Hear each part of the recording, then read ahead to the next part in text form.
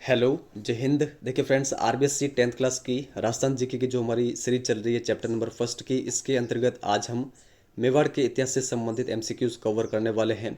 Chapter number first काफ़ी अधिक लेंदी है, हम इसको डिटेल में कवर कर रहे हैं। इससे पहले हमने 3 टॉपिक कवर कर लिए चैप्टर नंबर फर्स्ट के। अगर आपने उनको नहीं देखा है तो आप चैनल को विजिट करके उनको भी देख सकते हैं।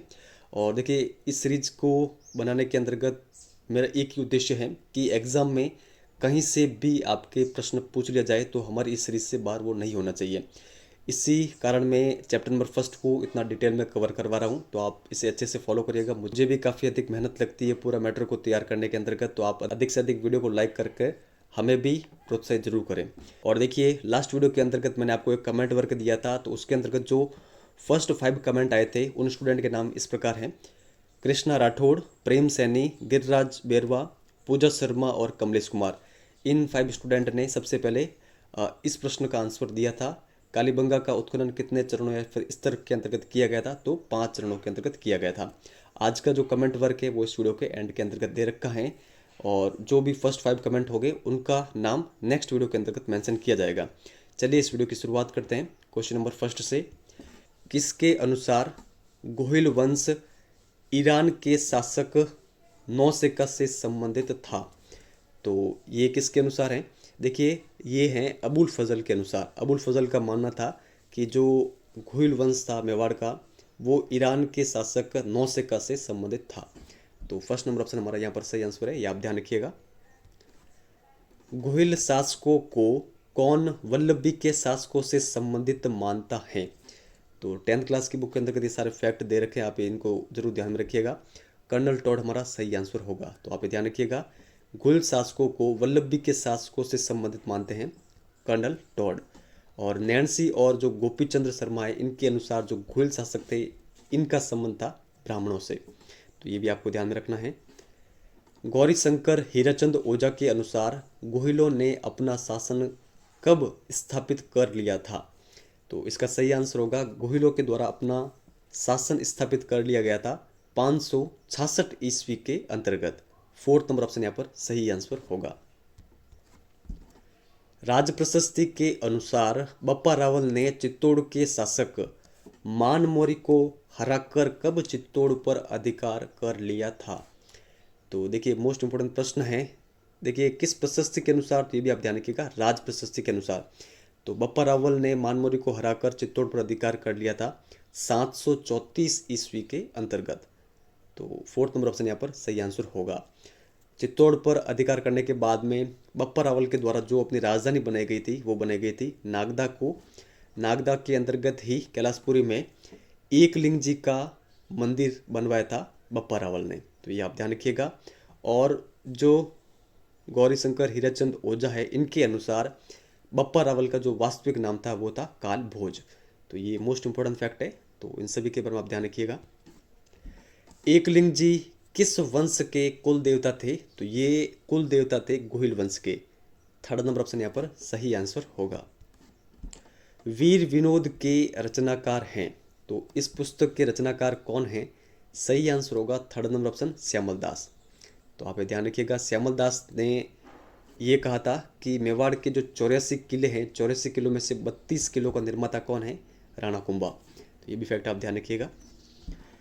कौन से इतिहासकार बप्पा रावल की तुलना चार्ल्स मार्टेल, ये कौन थे? ये एक फ्रांसीसी सेनापति थे जिसने यूरोप में सर्वप्रथम मुसलमानों को परास्त किया था, से करते हैं? तो बप्पा रावल की तुलना चार्ल्स मार्टेल से करते हैं CV वैद्य। फर्स्ट नंबर ऑप्शन यहाँ पर सही है। जेत्र सिंह ने किन से चित्तौड़गढ़ छीनकर अपनी राजधानी बनाया था? तो देखिए, इंपॉर्टेंट प्रश्न है, इस प्रकार के फैक्ट स्टूडेंट ध्यान नहीं रखते हैं। सही आंसर होगा यहाँ पर हमारा परमारो से। तो सेकंड नंबर ऑप्शन यहाँ पर सही आंसर होगा। बुतला का जो युद्ध है किन किन के मध्य में हुआ था 1227 ईस्वी के अंतर्गत? तो देखिए, सही आंसर होगा third number option, Jaitra Singh और इल्तुतमिश के मध्य में हुआ था बुतला का युद्ध, और इसके अंतर्गत जेत्र सिंह की विजय हुई थी। युद्ध की जानकारी, जो ये बुतला का युद्ध है, इसकी जानकारी हमें जय सिंह सूरी की पुस्तक हमीर मद मर्दन के अंतर्गत मिलती है। तो ये आप ध्यान रखिएगा, जेत्र सिंह ने अपनी राजधानी किसको बनाया था? चित्तौड़गढ़ को। ये भी फैक्ट आप ध्यान रखिएगा, इंपॉर्टेंट फैक्ट है। रावल रतन सिंह और अलाउद्दीन खिलजी के मध्य हुए चित्तौड़ युद्ध 1303 की जो जानकारी है वो किस ग्रंथ के अंतर्गत मिलती है? तो देखिए इसकी जानकारी हमें मिलती है पद्मावत ग्रंथ के अंतर्गत। तो यहाँ पर हमारा सही आंसर होगा सेकंड नंबर ऑप्शन। तो ये जो पद्मावत ग्रंथ है ये किन का है? देखिए ये 1540 ईस्वी में मलिक मोहम्मद जायसी के द्वारा लिखित एक ग्रंथ है पद्मावत। इसके अंतर्गत हमें जो ये चित्तौड़ का युद्ध है 1303 वाला, इसकी जानकारी मिलती है। इस युद्ध के अंतर्गत कौन कौन मारे गए थे? गोरा और बादल मारे गए थे इस युद्ध के अंतर्गत। रावल रतन सिंह भी इसके अंतर्गत शहीद हुए थे। रानी पद्मावती ने इसके अंतर्गत 1600 महिलाओं के साथ में जौहर किया था। तो ये सारे फैक्ट आप ध्यान रखिएगा। अलाउद्दीन खिलजी के समकालीन किस इतिहासकार ने अपने ग्रंथ खजाइन उल फुतूह में चित्तौड़ आक्रमण 1303 का वर्णन किया था? तो खजाइन उल फुतूह जो ये ग्रंथ है ये है यहाँ पर ऑप्शन नंबर फर्स्ट हमारा सही आंसर होगा अमीर खुसरो का। और अमीर खुसरो अलाउद्दीन खिलजी के समकालीन ही था, तो ये आप ध्यान रखिएगा, तो इम्पोर्टेंट बन जाता है एग्जाम की दृष्टि से। अलाउद्दीन खिलजी ने किसको चित्तौड़गढ़ का प्रशासक बनाया था? तो 1303 में चित्तौड़गढ़ विजय की प्राप्ति के बाद में चित्तौड़ का प्रशासक अलाउद्दीन खिलजी ने अपने पुत्र खिज्र खान को बनाया था और चित्तौड़गढ़ का नाम बदलकर खिजराबाद भी कर दिया था। तो ये फैक्ट आप ध्यान रखिएगा। रतन सिंह मेवाड़ के गोहिल वंश की जो रावल शाखा थी उसके अंतिम शासक थे। ये मोस्ट इंपोर्टेंट फैक्ट है और एग्जाम के अंतर्गत पूछा हुआ भी है, तो ये आप ध्यान रखिएगा। 1326 ईस्वी के अंतर्गत चित्तौड़ पर अधिकार कर किसने सिसोदिया गोहिल वंश की स्थापना की थी? तो देखिए आप सभी को पता है रावल जो वंश था उसका समाप्त हो गया था रतन सिंह के साथ में। बाद में 1326 ईस्वी में चित्तौड़ पर अधिकार कर सिसोदिया वंश की स्थापना की गई थी। सिसोदिया गोहिल वंश की एक शाखा है, तो इस वंश की स्थापना की गई थी राणा हमीर के द्वारा। सेकंड नंबर ऑप्शन यहाँ पर सही है। हमीर को मेवाड़ का उद्धारक भी कहा जाता है। हमीर को विषम घाटी पंचानन भी कहा जाता है। जो रीट का पात्रता एग्जाम हुआ था उसके अंतर्गत ये क्वेश्चन पूछा गया था कि किस शासक को विषम घाटी पंचानन कहा जाता है? तो राणा हमीर को। सिंगोली का युद्ध हुआ था, सिंगोली बांसवाड़ा के अंतर्गत पड़ता है। सिंगोली के युद्ध में मोहम्मद बिन तुगलक को हराया था किसने? राणा हमीर ने। तो ये फैक्ट आप ध्यान रखिएगा। राणा हमीर को विषम घाटी पंचानन की संज्ञा राणा कुंभा के किस प्रशस्ति के अंतर्गत दी गई?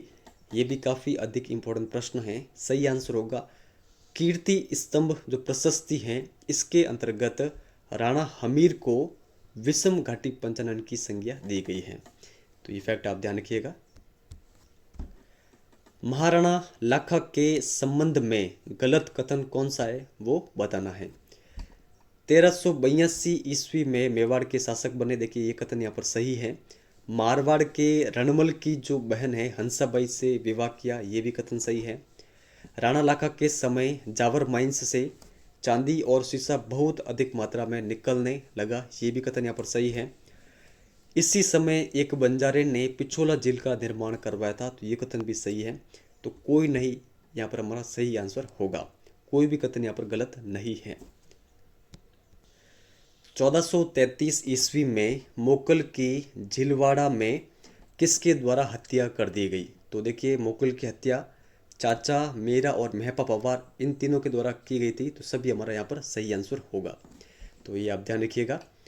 1421 ईस्वी में मोकल अल्पयु में शासक बन गया था मेवाड़ का, तो इस कारण इसको संरक्षण प्रदान किया गया था चुंडा के द्वारा। ये चुंडा कौन है? देखिए ये चुंडा वही है जो कि लाखा के पुत्र थे, जिनके द्वारा प्रतिज्ञा ली गई थी कि वो मेवाड़ के शासक नहीं बनेंगे और कभी भी शादी नहीं करेंगे। तो ये आप ध्यान रखिएगा। इनके द्वारा मोकल को संरक्षण दिया गया, लेकिन बाद में हंसाबाई के संदेह के कारण चुंडा ने मेवाड़ छोड़कर वो मांडू चले गए थे। तो ये इंपॉर्टेंट फैक्ट है, ये आप ध्यान रखिएगा। राणा कुंभा मेवाड़ का शासक बना, तो राणा कुंभा कब मेवाड़ के शासक बनते हैं? सही आंसर होगा मोकल की मृत्यु के बाद में राणा कुंभा मेवाड़ के शासक बनते हैं, यानी 1433 के अंतर्गत। सेकंड नंबर ऑप्शन यहाँ पर सही आंसर होगा। मालवा के महमूद खिलजी और राणा कुंभा के मध्य सारंगपुर का युद्ध कब हुआ था? तो सारंगपुर का युद्ध 1437 ईस्वी के अंतर्गत हुआ था। तो ये आप ध्यान रखिएगा, जो महमूद खिलजी ने राणा कुंभा के पिता के हथियारों को संरक्षण दिया था, इस कारण ये युद्ध हुआ था। तो ये आप ध्यान रखिएगा।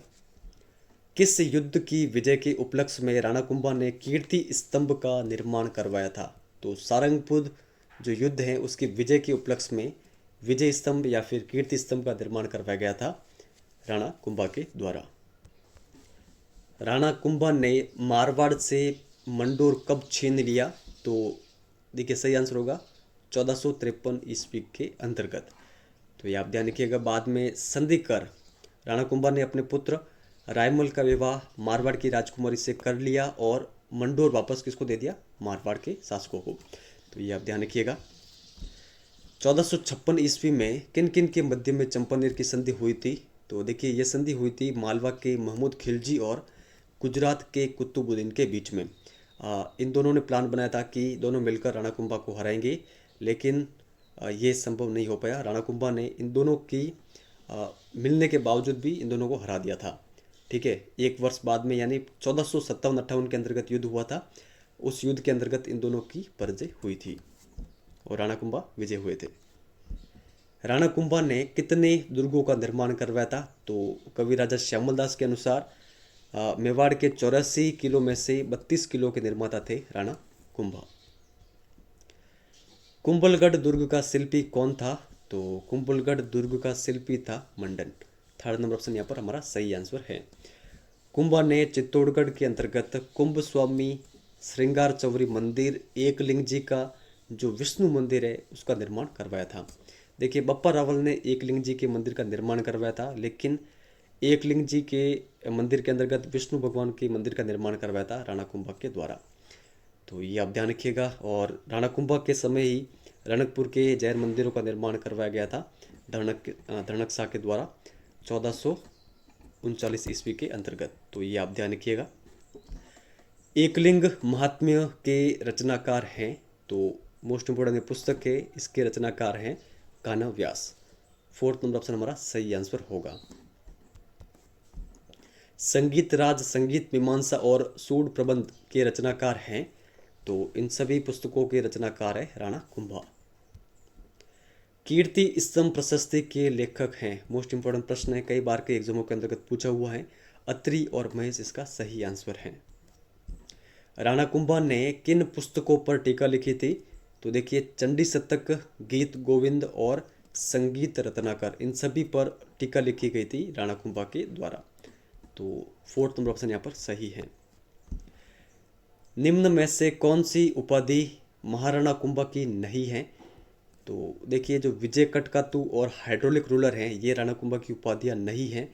तो कौन कौन सी उपाधियाँ हैं राणा कुंभा की, इन सभी के आप ध्यान रखिएगा, क्योंकि यहाँ से प्रश्न बन चुके हैं एग्जामों के अंतर्गत। महाराजाधिराज, राव राय, दान गुरु, राजगुरु, परम गुरु, हाल गुरु, अभिनव भट्टाचार्य और हिंदू सुल्तान। तो ये आप ध्यान रखिएगा। देखिए एक उपाधि और है हिंदूपत, तो हिंदूपत राणा सांगा की उपाधि है, हिंदू सुल्तान है राणा कुंभा की, दोनों अलग अलग है, तो इसको आप जरूर ध्यान रखिएगा। राणा कुंभा की उसके पुत्र उद्दा के द्वारा हत्या कर दी गई। तो राणा कुंभा की हत्या कब कर दी गई? 1468 ईस्वी के अंतर्गत। तो यहाँ पर हमारा सही आंसर होगा फोर्थ नंबर ऑप्शन। आगे देखते हैं। राणा सांगा का भाई नहीं है, पृथ्वीराज, जयमल, राज सिंह या फिर कोई नहीं। देखिए पृथ्वीराज, जयमल और राज सिंह ये तीनों राणा सांगा के भाई थे, कोई नहीं हमारा यहाँ पर सही आंसर होगा फोर्थ नंबर ऑप्शन। तो ये आप ध्यान रखिएगा। आप सभी को फर्स्ट दो तो पता होंगे कि पृथ्वीराज और जयमल राणा सांगा के भाई थे, राज सिंह का काफ़ी कम लोगों को पता है, तो ये भी आप ध्यान रखिएगा, राज सिंह भी राणा सांगा के भाई थे। तो आज की इस वीडियो के अंतर्गत इतना ही। मेवाड़ के शासकों से संबंधित जो प्रश्न बच रहे हैं वो हम नेक्स्ट वीडियो के अंतर्गत कवर करेंगे। आज का जो हमारा कमेंट वर्क है वो ये है, किस शिलालेख में चौहानों को वत्स गोत्री ब्राह्मण बताया गया है? ये भी प्रश्न आरपीएससी के द्वारा कई एग्जामों के अंतर्गत पूछा हुआ है, आरएमएसएसबी बोर्ड के द्वारा भी प्रश्न पूछा हुआ है। तो इंपॉर्टेंट प्रश्न है, इसका आंसर आपको इस वीडियो के कमेंट सेक्शन के अंतर्गत लिख के बताना है। जो फर्स्ट 5 कमेंट हो गए उनका नाम अगले वीडियो के अंतर्गत मेंशन कर दिया जाएगा। और हमारी ये सीरीज आपको किस प्रकार लग रही है वो भी आप वीडियो के कमेंट सेक्शन में लिख के ज़रूर बताएं। वीडियो को लाइक शेयर ज़रूर करें और चैनल पर नहीं हो तो सब्सक्राइब जरूर करें। इस वीडियो में इतना ही है, धन्यवाद।